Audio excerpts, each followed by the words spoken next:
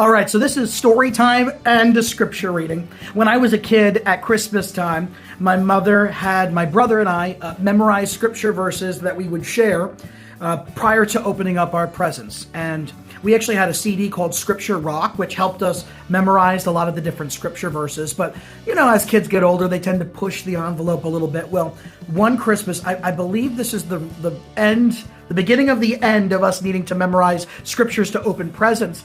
One Christmas, my brother and I memorized all of our scripture verses from the book of Song of Songs, Song of Solomon. If you're familiar with that book, it is steamy. It's very hot. It's poetry and pushes the envelope a little bit. And I remember that being the end of us needing to memorize the scriptures. And from that point on, we actually had like a little case of scriptures that we would pull from to make sure that didn't happen again. But with that said, our scripture passage for today is two of those verses that I memorized all those years ago from the book of Song of Songs, chapter 1, verses 1 through 3.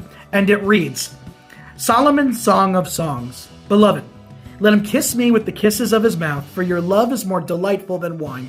Pleasing is the fragrance of your perfumes. Your name is like perfume poured out. No wonder the maidens love you.